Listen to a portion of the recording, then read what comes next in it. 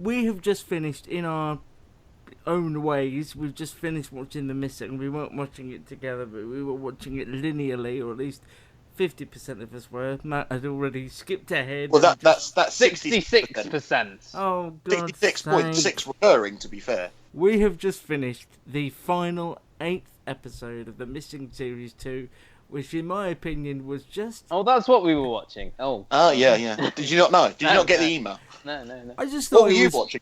I was watching The Last Miners. That's okay. what we were talking about.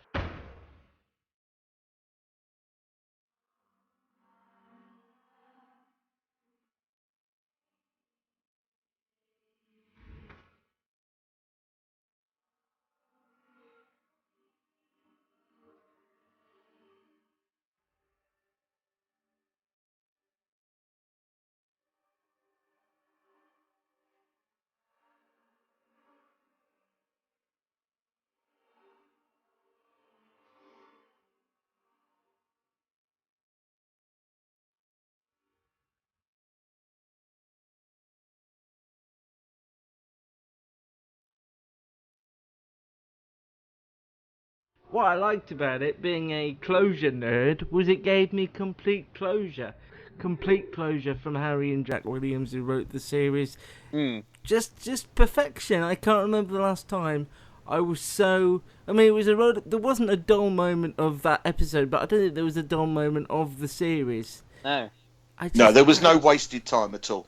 And yeah, anything you thought was sort of time wasted later came back as there was a reason for that. Like, for example, if we go into it, the meeting between Sophie and the waiter in for example, that felt like a sort of completely arbitrary scene, and then he's the one who shows them where she is. There was one bit in this episode as well that I totally loved, was the fact that they found his wallet with the Swiss francs in it. And if you remember, always pick up on the minutiae. The things you love are always the weird minutiae things that most people... Yeah, but these are the sort of things that make me go, yes, this was a great show. The fact that when he got to the toy shop with his granddaughter, or supposed granddaughter... No, his daughter. Oh, his daughter. Sorry, you're right, daughter. He didn't have his wallet with him. It's the bigger things he doesn't quite catch. The bigger things he doesn't quite catch. Like who's related to who. Names, things like that. But the little things I get right. The little things. We ended last week's episode with the revelation that Alice was still alive. Yep. And this episode sort of had, I suppose we had the two timelines. We had the 2014, just before Sophie came back as Alice, which was the first scene of the series. Mm-hmm.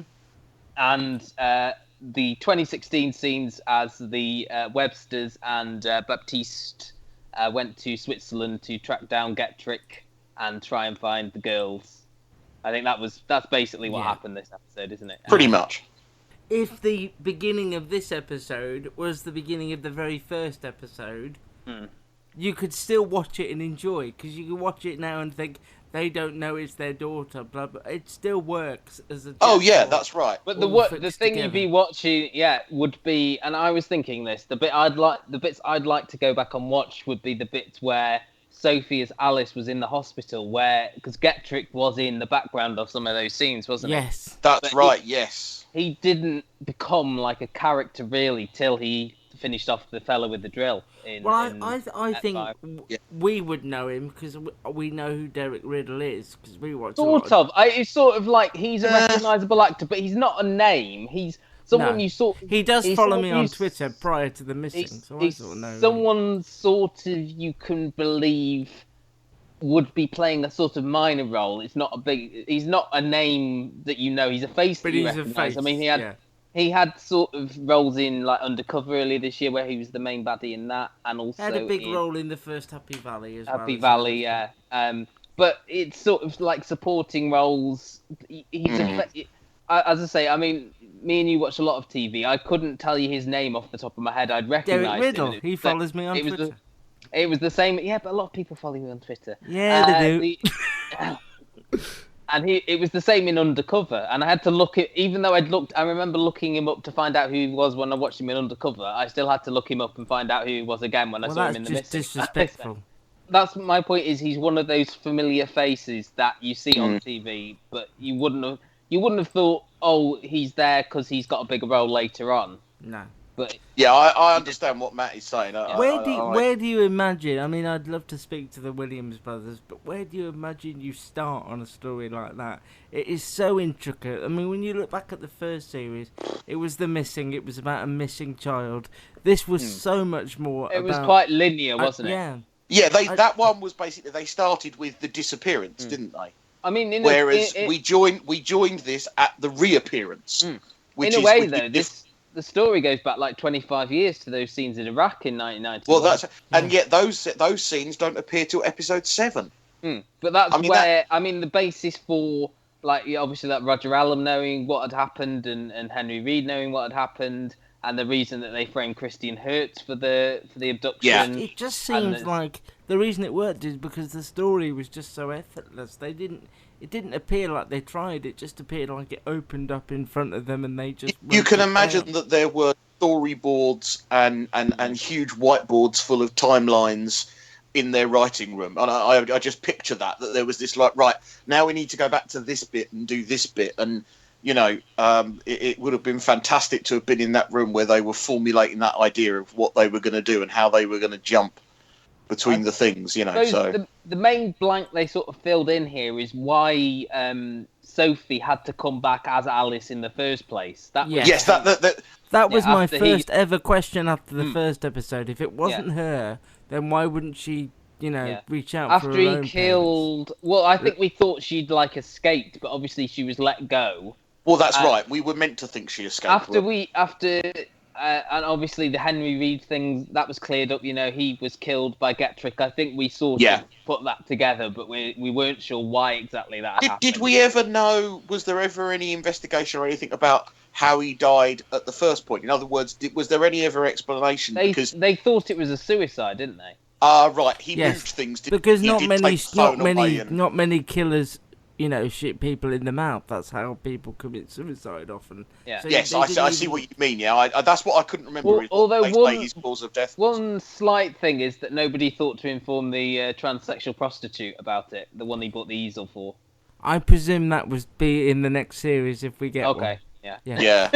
If you go back to the first episode, of course, you've got Alice pretending not to know she'd had a baby, who we now know is Lucy. Yeah. She pretends that she didn't exist because, obviously, Alice didn't have. She doesn't the baby. want her to be discovered, does she? Yeah, she doesn't want she doesn't want the Lucy to be discovered. So. And also, we did make that comment in the first episode how much like a zombie she looked, and again there was a reason for that because she had this sort of fever that. Yeah. It was the only way that basically Getrick could stop her from dying. What was interesting was the dynamic between her and Alice whilst being, in the basement, which we never really got to see. We always kind of guessed at and thought about that actually it was Alice who was the strong one and was the one that in some way had tried to stand up to Gedrich, because he said she was always arguing, she was always making, she never conformed in the same way that Sophie did. The revelation as well that the girl in the shed was Lena Garber, who was who was killed sometime before the events that unfolded. And I think they just had her body lying around. And I'm assuming the body that they found in the boot towards the end is the other police detective. Yes. Oh, that again, you never see anything, but you make a fairly strong claim because he tells him because he was a nice. He was probably the nicest character in the show. Well, again. It's never going to last long if he was a lovely person, though, was it? Yeah, right. He's writing his poems and recording his songs for Laura Fraser and things. Yeah. And you could say it takes some thing from Scandi Noir, the way it's sort of paced. Well, I think that does it a disservice. It took an actor from Scandi Noir. Well, it did, rather. Hold on. I would have liked him to have shown up at the end by Julian's bedside.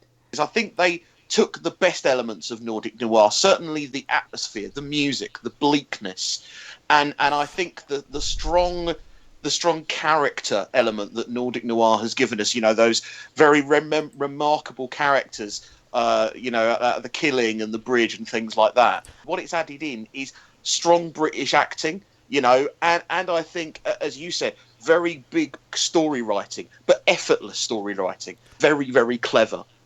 One, But I think it does it a disservice to compare it to something, because it's just it great stands on it. I know drama. what you're saying, Luke, because it has got that shooting style and the sort of bleakness of Nordic noir, but it's also got a Britishness to it. I think That's what I'm Yeah. saying. I think they've borrowed from both, which is fine. I think I don't think it's borrowing as much as sort of. Well, okay. Inspired by. I don't know. Yeah. Inspired, Borrowing would be something ridiculous like River. That was. Well, but that no, Yes. okay, fair. Or We'll agree to disagree. Or the what's From Darkness. That was horrible. Yeah. I just think Ben Shannon's directed, and specifically the scenes just before as the police are getting in on Getrick, you have the scene of Lucy. Running through and just getting scooped up by the policeman. Getrick going through the long, tall sort of trees and the grass. All that scene is so well directed, and it shows you why he picked that in the show. They picked that location. I just think the direction of those scenes was so good, and the interrogation scene as well with Baptiste and all Getrick, the big close-ups of the face. Yeah. Just I just think it has, and obviously we know Ben Shannon from doing cyberbullying, The People Next Door and stuff, and he has a very sort of stark, realistic sort of style. intense, sort of claustrophobic. For me, it's not just the best drama of the year, because there have been a fair amount of those this year. There's been a few. But I think it's my favourite British drama for a long time. In fact, I don't know whether people still say, film is the better and that. I would sit them down to The Missing and say, just spend some time with this, because this is TV drama at its most compelling, perhaps at times at its most confusing, because you do have to pay attention. You can't Twitter along with this, and that's what I love about it. This is not a show to people watch do that. But... I know, but this is not a show to do whilst doing something else. You have to give this your full attention. I think you're right. I mean, why is that wrong? That's the way a good TV but as you said, this is what we said. It's what we said about Broadchurch was when we first watched Broadchurch. Is you have to pay attention, otherwise you don't get it all. And there's nothing wrong with that. It's just, we watch a lot of drama now where they don't really require you to watch everything. There's scenes that are useless. There's conversations. There's characters that don't mean anything. And it's like a dumbing down. Yeah. It's like a dumbing down of television. The problem is the way TV's going, and good as these shows are, the littler shows that I used to think were alright, I just can't tolerate anymore, because this is the sort of thing we're best at and capable of, and I won't settle for anything that isn't at this level or got some characters. It's not to say that those shows have their place, but this is the sort usually of thing on ITV. Okay, fair enough. But therefore fine. Then we'll rely upon the BBC and Channel 4 to bring us these kind of very clever dramas. One question that I had, and I don't know if I missed the answer to it, is how did Getrick sort of find Sophie in the first place? Did they explain that at all? What do you mean? How did he take her in the first place? No, they never explained it. Because obviously Alice would have got in his van because she knew him. He was friends with her dad, presumably. They're in the army. Yeah. And as we know, Lena Garber, he was a friend of their family. Yeah, I don't know. No, but that wasn't something. And wasn't it something to do? Well, wasn't it something to do with? Wasn't the camper van German? So wouldn't that family have been in Germany? Isn't that the point, that they were in Germany? They were from France. Yeah, but weren't they in Germany? Because they said that the license plate. No, because he said we'll take him back. No, he said they'll take you back to France if they find you. So that they were in France. So I don't know. Okay. That was something that they didn't. It's a fair question. I must admit, he had a type, didn't he? He had a type. Yeah. I think Checky Carrier has been absolutely fantastic. He's brilliant. I don't want any. Series 3 could go a completely different direction without him, without Julian Baptiste. Oh no, I don't think it could. No. Well, who else would you focus on?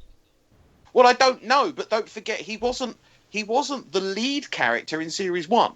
No, I know, but he's the. But he was in Series 2, so. I don't know if there was a lead really. I think it was James Nesbitt. No, in this series, I don't. Oh, think, sorry. I think Baptiste because he had the journey. He was the one that links the cases together. He was trying to find Sophie Giroux. He was brought in about Alice. I think he is the lead character in this series. Personally. I don't think this series had a lead character. I think we don't agree on that one then. Why does it have to have a lead character? It's quite doesn't. like... I'm just saying. I'm saying it does, and it's him. Regardless, I don't want a third series. That is... Oh, really? Yeah, I don't, because I don't... Well, okay. Answer me this: did you want a second after having viewed the first? you didn't want a second. No, I did. I did want a second. I don't know. I think the podcast might say differently. I don't think you did, Luke. Well, I definitely don't want a third, because it's just perfection, and there's only so much you can do about a missing person. They've done a missing person. You didn't want a second Happy Valley either.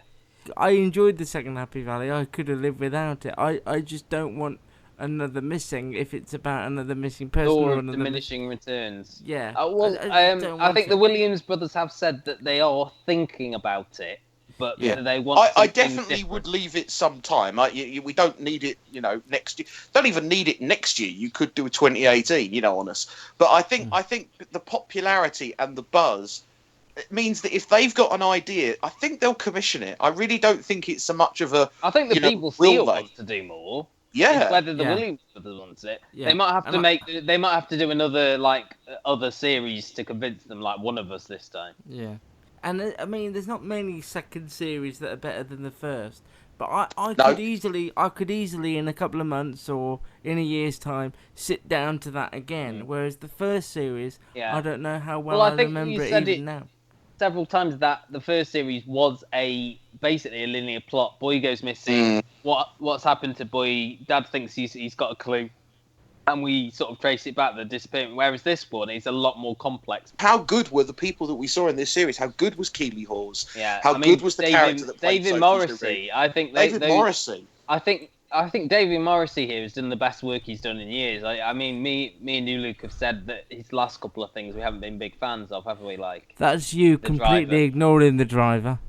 The driver and but you see, I don't know how you two haven't seen The Walking Dead series 3, which he's excellent in. As TV drama goes, it does everything you wanted to do. It grabbed an audience. It got people talking. Do we feel that this is award-winning? BAFTAs and things like that. It's quite a hard one for the BAFTAs this year, isn't it? Well, next year's BAFTAs for this year's TV. It's gonna be hard. Also, the only thing that niggled at me was the Sophie Giroux character, as you said in our very first podcast about the missing, I believe, was she looked a lot more like the offspring of Keeley Hawes and David Morrissey than their actual daughter did. Yeah. Yeah. And if we can just get the pronunciation right, you got to roll the R. It's Sophie Giroux. Oh, and can we just mention how good Roger Allen was as well in this series? Yeah. Yes, we've always been what was good as well was again being able to see Roger Allen that scene with him and Laura Fraser after he's had his diagnosis in 2014. Seeing him as a non-dementia patient again in this series was brilliant because it reminded you what a great job he's doing because it is such a change. Because of the way it's written and the amount of twists and turns, although his performance as a dementia person has been perfect, I did sort of think, dementia person? I couldn't think of someone with dementia. With dementia. I did sort of think, hang on, has he been having us on all the time? Has he been playing this up so that when there was that little it eventually scene at the end, comes wasn't out? there? Yeah. And then I think as Matt said though, the scene between him and Laura Fraser when he's had his diagnosis is that kind of, and even in that one you can kind of see, he's fumbling his words, he's clearly, but yeah, you're right. There's that little bit of doubt of do you really know what you did? You can watch that back, bit by bit, and spot little things like Sophie saying to Roger Allam, "How can you live with what you've done? Yeah, you know what we that's all that about." last week. Yeah, but obviously, one of the key things is that obviously, the captor must have told her, because of course, she wasn't around. So we're assuming that the captor told her. Well, he came in the house, didn't he? She saw him. Yeah, she saw him. Yeah, but that doesn't explain how she knew what he had done. Yeah, but he would have been one of the few people. Yeah. I think what it was is that she knew he was friends with Getrick, so she knew he was bad news. And she Yeah. wouldn't In have on the seen many deception. people, so if Yeah. she But saw him, then it it's... still it says to me that Gedrich must have said to them what had happened to him in Iraq, sorry, or at least Possibly. implied that there was more than just him involved. You know. I just think she knew he was part of the setup. Oh, I Yeah. see. Yeah, she would have said. I think this show deserves rewatching at some point because I think it'll all tie together a lot more.